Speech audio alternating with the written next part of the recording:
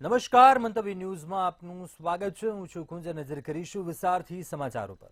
કેન્દ્રીય ગૃહમંત્રી અમિત શાહે આજે મહાકુંભ પહોંચી 3 પેઢી સાથે કુંભ સ્નાન કર્યું હતું। આ દરમિયાન તેમની સાથે મુખ્યમંત્રી યોગી આદિત્યનાથ, જૂના અખાડાના મહામંડલેશ્વર અવધેશાનંદ ગિરી અને યોગગુરુ બાબા રામદેવે પણ સંગમમાં સ્નાન કર્યું। ત્યારે યોગી અને સંતોએ શાહ પર પાણી રેડ્યું। અમિત શાહે સંગમમાં લગભગ 10 મિનિટે સ્નાન કર્યું। સંતોએ મંત્રોના જાપ વચ્ચે શાહને હચમન કરાવ્યું અને આ પછી શાહે તેમના પરિવાર સાથે સંગમમાં પૂજા કરી હતી। જે બાદ અમિત શાહ અક્ષયવટ પહોંચ્યા હતા, જ્યાં સંતો સાથે મુલાકાત કરી હતી અને ભોજન પણ ગ્રહણ કર્યું હતું।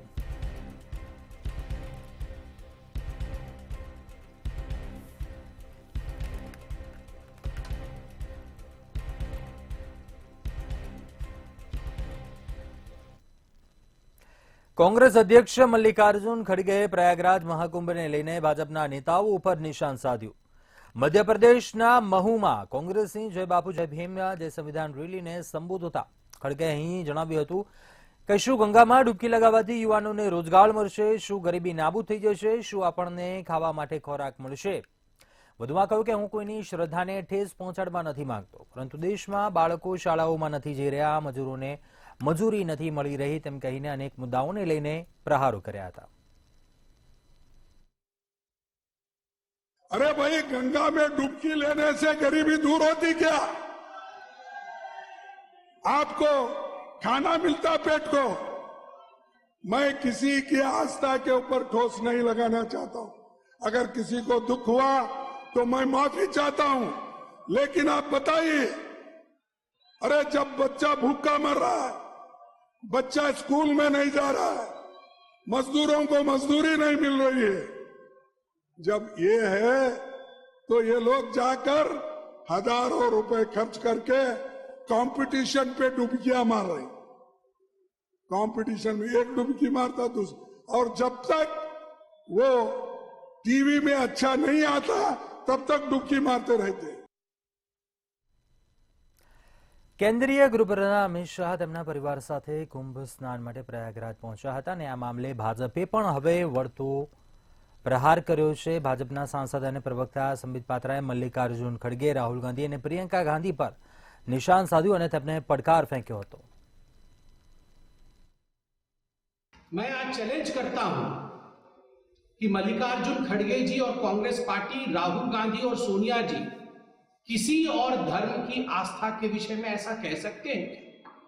क्या वो कह सकते हैं कि इफ्तार पार्टी में जाने से गरीबी दूर हो जाती है या लोगों को नौकरी मिल जाती है? किसी और धर्म के आस्था को लेकर वो खिलवाड़ करने की सोच भी नहीं सकते हैं और ऐसी बयानबाजी कर भी नहीं सकते। हजारों करोड़ों लोग हज करने जाते हैं, हम सम्मान के साथ उनको विदा करते हैं, सम्मान के साथ उनको घर लिवा के लाते हैं, उनको नमन करते हैं, प्रणाम करते हैं, क्योंकि आस्था का विषय है। और यहां जब हजारों करोड़ों लोग मां गंगा की संगम की शरण में जा रहे हैं, और ये आज का विषय नहीं है, करोड़ों वर्षों से जा रहे हैं। કોંગ્રેસ દ્વારા મધ્યપ્રદેશના મહુમાં યોજાયેલી જય બાપુ જય ભીમ જય સંવિધાન રેલીમાં કોંગ્રેસના સાંસદ રાહુલ ગાંધીએ વડાપ્રધાન નરેન્દ્ર મોદી અને આરએસએસ પર આકરા પ્રહારો કર્યા। કહ્યું કે જે દિવસે આપણું બંધારણ બદલાઈ જશે તે દિવસે દેશમાં દલિતો, પછાત લોકો અને આદિવાસીઓ માટે કશું પણ નહીં બચે। બીજેપી આરએસએસ દેશમાં આઝાદી પહેલા જેવી સ્થિતિ ઊભી કરવા માંગે છે।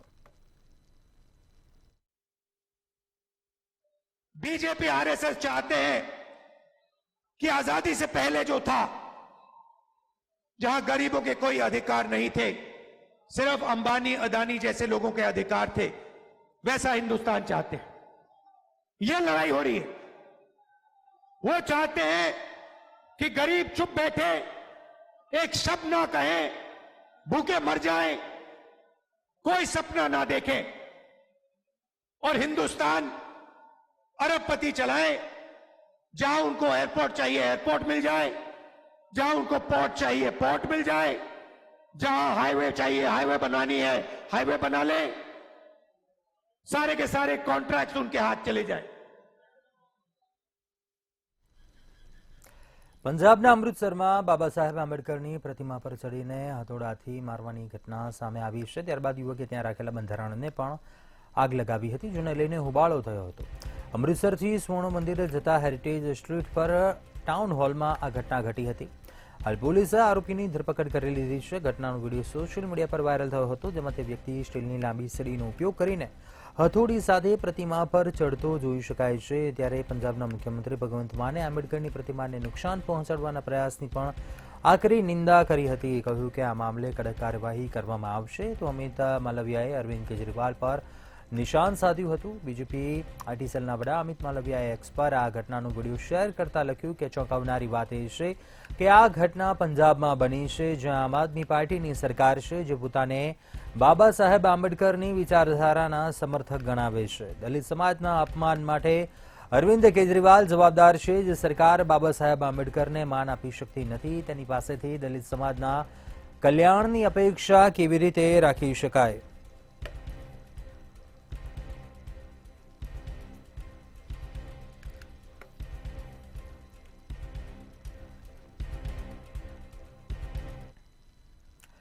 મધ્યપ્રદેશના જબલપુર જિલ્લામાં બે જૂથો વચ્ચે થયેલી અથડામણમાં 4 લોકોના મોત થયા હતા. મળતી વિગતો પ્રમાણે છોકરાઓએ તીક્ષ્ણ હથિયારોથી હુમલો કર્યો હતો અને આ હુમલામાં 4 લોકોએ જીવ ગુમાવ્યા હતા, જ્યારે એક ઘાયલ થયો હતો. ઘટનાને કારણે સમગ્ર વિસ્તારમાં તણાવની સ્થિતિ સર્જાઈ હતી.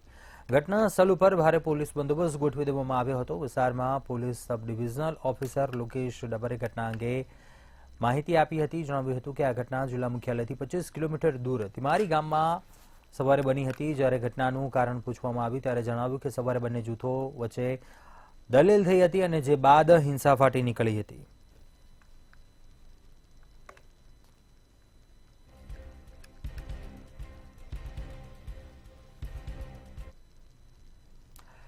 મહારાષ્ટ્રના ડોંબિવલીમાં એક હૃદયદ્રાવક ઘટના સામે આવી. અહીંના નુરાજ હાઇટ્સ ટાવરમાં 2 વર્ષનો બાળક બીજા માળેથી પડતા જોઈને બિલ્ડિંગના જ રહેવાસી ભાવેશ એકનાથ મહાત્રે પોતાના જીવની પરવા કર્યા વગર દોડી ગયા અને બાળકને પકડવાનો પ્રયાસ કર્યો હતો. બાળક તેના હાથમાં સંપૂર્ણપણે પકડી શકાયું નહીં, પરંતુ તે હાથમાંથી સરકી ગયો અને તેના પગ પર પડી ગયો હતો. આમ બાળકે પણ મોતને માત આપી બાળકનો જીવ બચી ગયો હતો. બાળકને હાથ પર સામાન્ય ઇજાઓ પહોંચી છે. આ ઘટના સોસાયટીના લગાવેલા સીસીટીવી કેમેરામાં કેદ થઈ છે. આ વિડીયો હવે સોશિયલ મીડિયા પર વાયરલ થઈ રહ્યો છે. સ્થાનિક લોકો આ હિંમતવાન પ્રયાસ માટે ભાવેશ મહાત્રેના વખાણ કરતા થાકી નથી રહ્યા. તેમની તત્પરતા, સંવેદનશીલતાને કારણે એક નિર્દોષ બાળકનો જીવ બચી ગયો છે.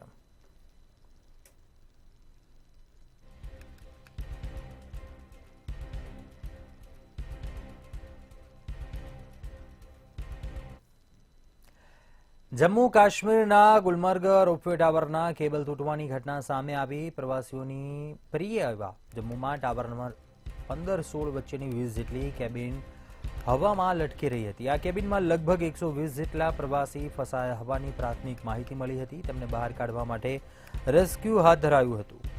ત્યારે શિયાળામાં ખાસ કરીને અહીં પ્રવાસીઓની ભીડ ઉમટે છે. સુંદર બર્ફીલા પહાડોનો નજારો જોવા માટે રોપવેમાં બેસવા અહીં દેશ વિદેશના હજારો સહેલાણીઓ ઉમટે છે. ગુલમર્ગમાં આવેલા રોપવેનો કેબલ વાયર તૂટી જતા હવામાં રોપવેની કેબિનો હવામાં ઝૂલી રહી હતી અને લગભગ 120 જેટલા પ્રવાસીઓ તેમાં ફસાયા હોવાની વિગતો સામે આવી હતી. તો કે પ્રવાસીઓને બચાવવા માટે રેસ્ક્યુ તેમનું હાથ ધરાવ્યું હતું.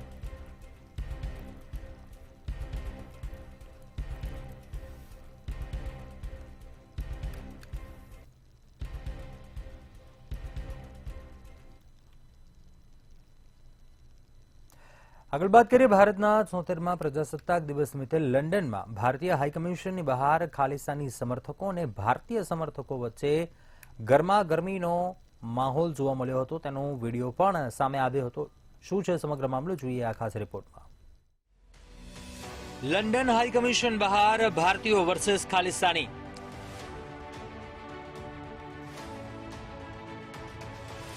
પોલીસની હાજરીમાં લંડનના માર્ગો પર આવ્યા સામે.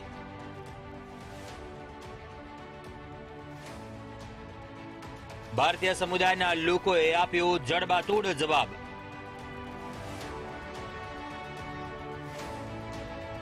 ત્રિરંગાનું અપમાન કરતા ખાલિસ્તાનીઓને આપ્યો જવાબ.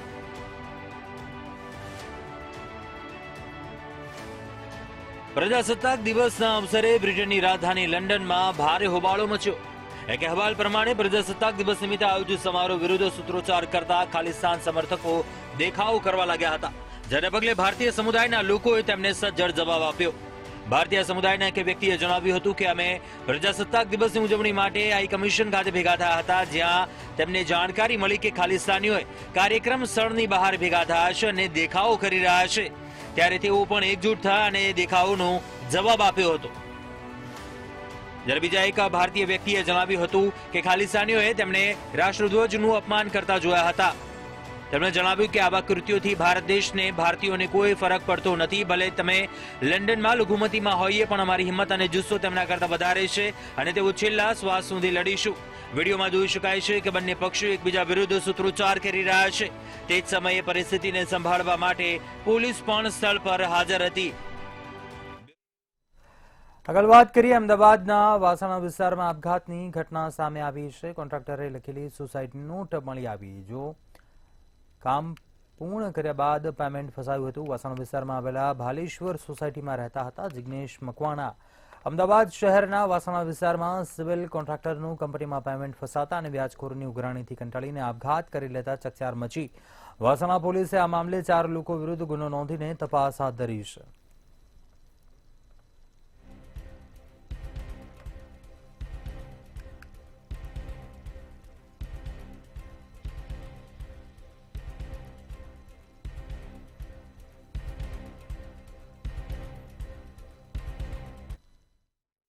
પ્રોબ્લેમ એ થયો કે આમાં જેની પાસેથી એમણે જે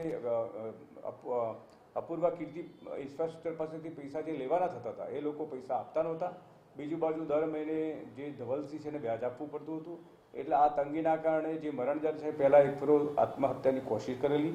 એ વખતે વિજલપુર પોલીસ સ્ટેશનમાં જાણવા જોગ દાખલ કરવામાં આવી હતી.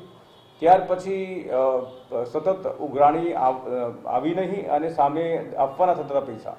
એટલે આ થોડીક આર્થિક સંકળામણમાં જે મરણજર છે એને ગળે ફાંસો ખાઈ દીધો અને એના અનુસંધાનમાં BNS 108 મુજબનો ગુનો વાસણા પોલીસ સ્ટેશનમાં દાખલ કરવામાં આવેલો છે.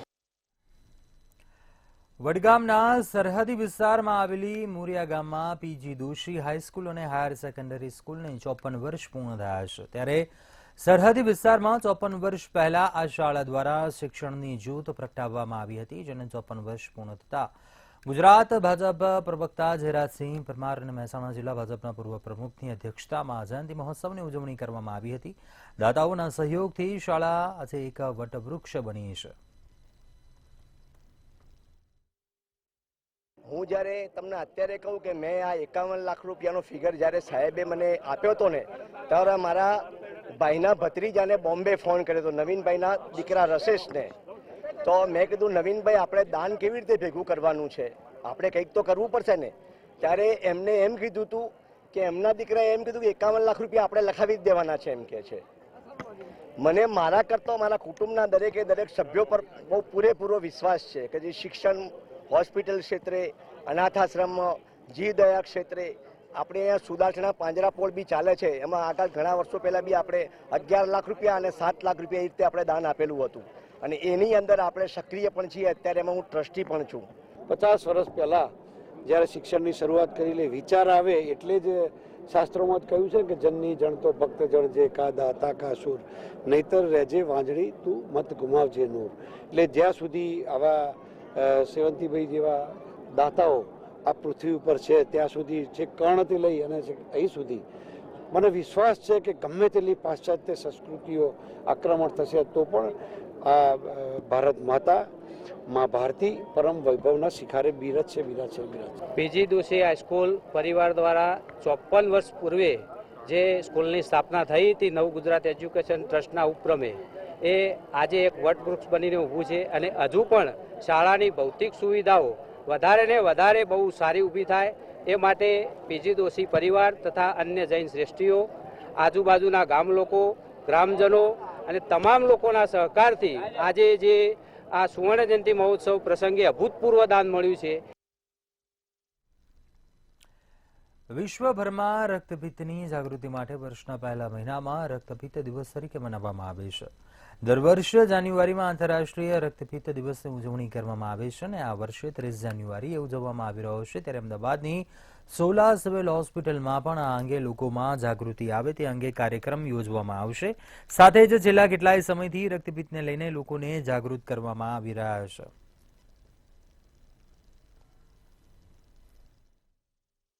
તો 30 જાન્યુઆરીએ અમે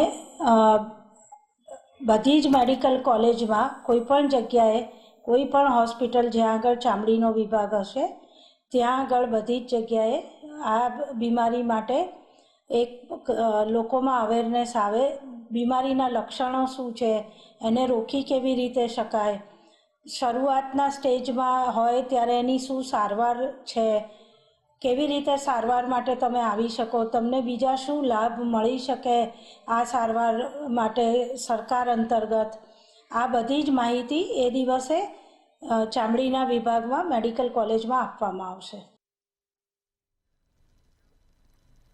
વલસાડ કોંગ્રેસમાં નગરપાલિકાની ચૂંટણી પહેલા ભંગાણ પડ્યું છે. શહેર કોંગ્રેસના કાર્યકારી ઉપપ્રમુખ રોનક શાહે કોંગ્રેસમાંથી રાજીનામું આપ્યું. રોનક શાહ ટૂંક સમયમાં ભાજપમાં જોડાશે. જ્યારે ભાજપની સેન્સ પ્રક્રિયામાં રોનક શાહે પત્ની સાથે હાજરી આપી હતી.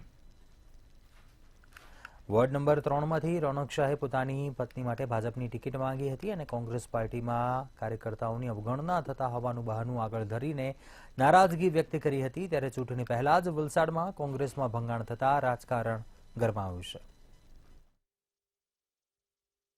હું હાલમાં કાર્યકારી પ્રમુખ હતો કોંગ્રેસમાં શહેરનો, ને એક જે ફ્રી હેન્ડ જોઈએ તે હું કામ કરી શકતો નહીં હતો. હું જ્યારે જિલ્લા યુથ કોંગ્રેસ પ્રમુખ હતો ત્યારે મને ઓથોરિટી હતી બધી રીતના હું કામ કરવાની. હાલમાં હું જ્યારે શહેર પ્રમુખ હતો ત્યારે એક હાથ દબાઈ ગયા હતા એક બે વલસાડ શહેરના નેતાઓથી. એટલે જો હોદ્દો આપ્યો હોય ને કામ કરવાનું એ હોય મને, તો પછી એ હોદ્દા પર રહેવાની કંઈ જરૂર નહીં હતી. એટલે હું આજે તમારા સમક્ષ ઓનલાઈન હું તમને બનાસકાંઠાના લાખણીના ખેડૂતો દિયોદર નાયબ કલેક્ટર કચેરી ખાતે પહોંચ્યા હતા. 2011ના વર્ષમાં Gujarat energy transmission corporation limited 400 કેવી વીજ કંપની દ્વારા વળતર ન ચૂકવતા ખેડૂતો ઉગ્ર બન્યા હતા. 14 વર્ષ પછી પણ દિયોદર, લાખણી, ડીસા તાલુકાના ખેડૂતોને વીજ કંપની વળતર ન આપતા ખેડૂતોએ નાયબ કલેક્ટરને આવેદનપત્ર આપીને રજૂઆત કરી હતી. એ ટાઈમ બી એવો કહેતા હતા કે તમારા ખેડૂતના હિત માટે આ લાઈન અમે ઊભી કર્યા હતા, એટલે અમને કોઈ લોબુ વળતર આપ્યું નથી. બીજું આ લાઈન જે નીકળે છે એના ટૂંડે માણસ કે ઢોર હવારનું જાય ઠાર પડેલો હોય તો અહીંયા પણ શોર્ટ આવે છે. એટલે એક તો અમારા જીવની જોખમ છે, બીજું અમને કોઈ વળતર મળ્યું નથી. અને અમારી તો માંગ છે કે વળતરે આપે ને લાઈનનો પાવર પણ ઘટાડે. બાકી જો આ રીતે રહેશે તો કોઈક દિવસ ખેડૂત જ્યાં સોટો રહેવાનો છે એની જવાબદારી સરકારશ્રીની રહેશે. જાટકો કંપનીનો અમારે 2011માં લાઈન ખેંચાયેલી છે. પુલ ઉભા કર્યા હતા એટલે એમ કહેતા હતા કે પેમેન્ટ નોખશું, પુલ ઉભા થાય એટલે અબજા પ્રમાણે નોખશું. અમારી જોડે છેતરપિંડી કરી છે, કોઈ અમને કોઈ રૂપિયો આપ્યો નથી જાટકો કંપની વાળે. અત્યારે ફરીથી બીજી વાર રિપેરિંગ કામ ચાલુ કરી નાખ્યું છે. ઉભા ભાગમાં અમારું કામ ચાલુ છે, કરેલા છે. અમે બધા ખેડૂતો ના પાડે છે તો પોલીસ હંગાથી બંધોબસ્ત લઈને આવે છે અને બહુ જબરીપૂર્વક અમારા ખેતરમાં વળે છે અને લાઈન ઉપર રિપેરિંગ કામ ચાલુ કરવા માંગે છે. પણ અમારું આગળનું વળતર પેલું ચૂકવે. માંગ લઈને સાહેબ એક આવ્યા હતા કે 2011માં ઝટકા કંપની વાળી લાઈટ નીકળી હતી અમારા તાલુકામાંથી ને અમારા ખેતરોમાંથી. તે દાડે એવું કહેતા હતા કે આ ધોબલો ઉભો થાય, પાયો રોકાય એટલે તમને અમુક ટકા પૈસા આલે, પછી પૈસા આલે, કરતા કરતા બધું બેદરકારી કરી નાખી. કોન્ટ્રાક્ટ એવા હતા કે કંપની વાળા એવા હતા, એટલે આપણે ભોળ ભળાઈ કહી નાખ્યું. મારા ખુદના ક્ષેત્રમાં ધોબલો ઉભો છે, મને રૂપિયો મળ્યો નથી. મોટું ટાવર છે, સતત આડખામ 10 થી 15 લેબડા કાપી નાખ્યા કે એની ફોર્મ ભર્યા હતા, સહીઓ કરાઈ, એના પૈસા મળશે. હજી આજ સુધી રૂપિયો આવ્યો નથી. અને સરકારને એવું હોય તો હું 2 લાખ રૂપિયા મારો ધોબલો ઉપાડી લઈ જાય. 2011માં અમારે મુંદ્રા ટુ ઝેરડા લાઈન નીકળી હતી, એનું પૂર્ણ અમને વળતર મળ્યું નથી. પહેલા આયા છેતરી અને ખેડૂતને બની જતા રહ્યા 2011માં. એના પછી કીધું તમને પેમેન્ટ મળશે, પણ પેમેન્ટ મળ્યું નથી. એટલે પછી અમારે અત્યારે કલેક્ટરની સીધે આવેદન અપાયા હતા. અત્યારે લાઈન રિપેરિંગ કરવાયા છે. તો અમારી માંગ એ છે કે અમને આગળનું વળતર ના મળે ત્યાં સુધી અમારે ખેતરમાં કોઈ પોલીસવાળા લઈને લાઇટનું કામ કરવા કોઈ આવે નહીં. એના માટે અત્યારે માંગ કરવાયા છીએ. પેલું મને આગળનું વળતર આપે, પછી આગળનું કામ ચાલુ કરે. બનાસકાંઠાના ધાનેરાના લોકો પાલનપુર પહોંચ્યા હતા. ધાનેરાને બનાસકાંઠામાં રાખવાની માંગણી સાથે લોકો પાલનપુર પહોંચ્યા હતા. ધાનેરાનો વાવ થરાદમાં સમાવેશ કરતા ધાનેરામાં વિરોધ કરવામાં આવ્યો હતો અને આ સાથે જ હજારો વાંધા અરજીઓ સાથે લોકો પાલનપુર પહોંચ્યા હતા. 26 દિવસથી વિરોધ કર્યા બાદ ઉકેલ ન આવતા લોકો કચેરી પહોંચ્યા હતા તેમજ જિલ્લા કલેક્ટરને લોકોએ હજારો વાંધા અરજી આપી હતી. અરજીઓ આપી ધાનેરાને બનાસકાંઠામાં રાખવાની માંગ કરવામાં આવી હતી.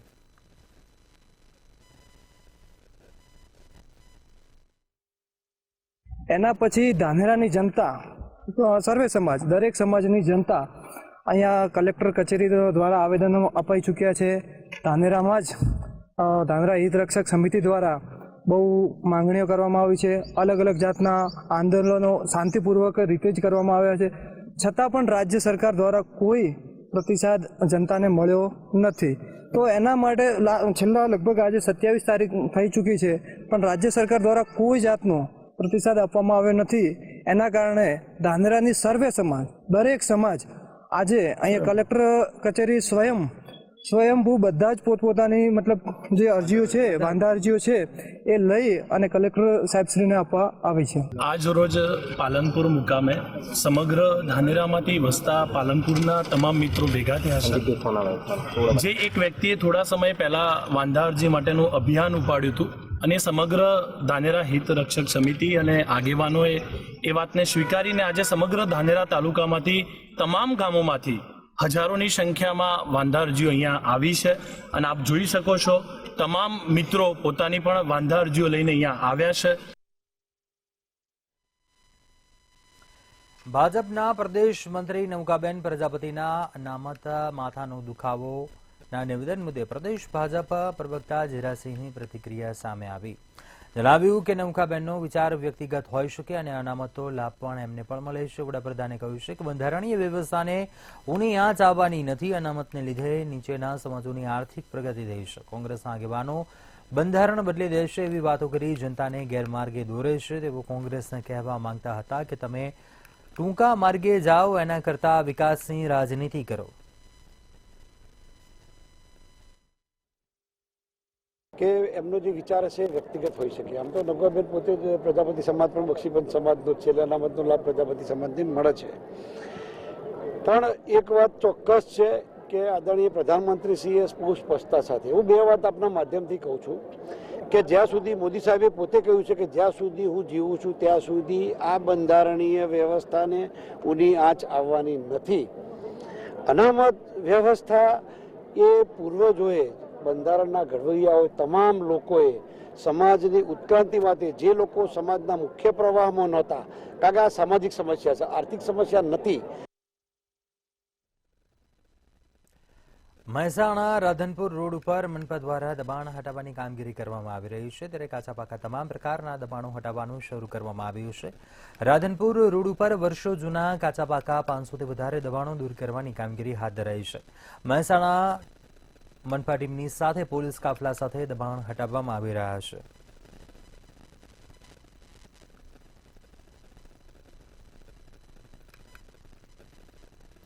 સુરેન્દ્રનગર અને મહેસાણા ખાતે મહાનગરપાલિકા દ્વારા દબાણ હટાવવાની કામગીરી કરવામાં આવી છે. સુરેન્દ્રનગરમાં ઘાસચારો વેચતા લોકોના દબાણો મેદાનમાંથી હટાવાયા છે. મનપા કમિશનર, એન્જિનિયર સહિત અધિકારીઓ ઉપસ્થિત રહ્યા હતા. જ્યારે મહેસાણા રાધનપુર રોડ ઉપર દબાણ હટાવવાની કામગીરી કરાઈ છે.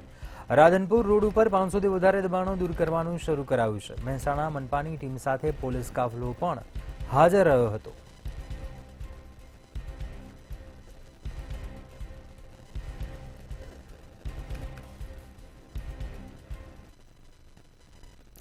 અમદાવાદના ઘોડાસર ઓવરબ્રિજ પર અકસ્માતની ઘટના સામે આવી. ત્યારે એમટીએસ બસ રિપેર કરતા 2 ફોરમેન કચડાયા હોવાનું સામે આવ્યું છે.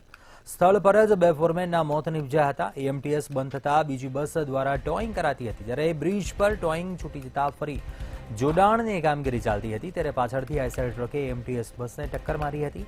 આઈસરે બસને ટક્કર મારતા કામ કરી રહેલા ફોરમેનના મોત થયા હતા.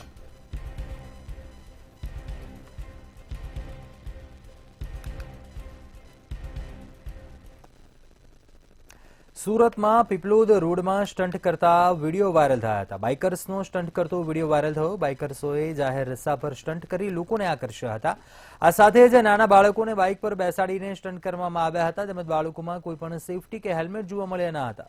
શું રોડ બંધ કરી સ્ટન્ટ કરનાર ચાલકો સામે કાર્યવાહી થશે કે નહીં તેવા અનેક સવાલો ઉભા થયા છે.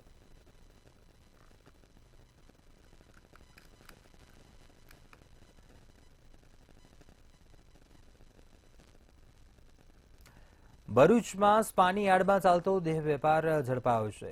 રંગ પ્લેટિનિયમ કોમ્પ્લેક્સમાં હની સ્પાની યાર્ડમાં દેહ વેપાર ઝડપાયો. આ સાથે જ એ ડિવિઝન પોલીસે ડમી ગ્રાહક મોકલી રેડ કરી હતી, જ્યાં 3 યુવતીઓ પાસે દેહ વિક્રયનો વેપલો ચલાવતો શખ્સ ઝડપાયો તેમજ સ્પાના માલિક સામે ગુનો નોંધાયો છે.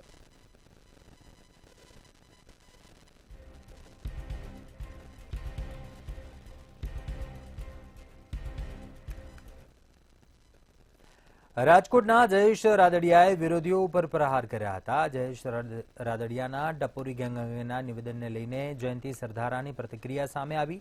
જણાવ્યું કે જયેશભાઈની સાથે સમાજ છે. આવા લોકો સામાજિક સંસ્થાના આગેવાન બનીને બેઠેલા છે. આખી દુનિયા જાણી ગઈ છે આ જ ટોળકી સક્રિય છે. તેમજ વધુમાં જણાવ્યું કે જયેશ રાદડિયા સમાજના પ્રતિષ્ઠિત અને સ્થાપિત આગેવાન છે. સારું કામ કરવું નથી અને સમાજની આગેવાની લેવી છે. આવા લોકોને હવે સમાજ અને બધા ઓળખી ગયા છે, જેવું જયંતિ સરધારાએ જણાવ્યું હતું.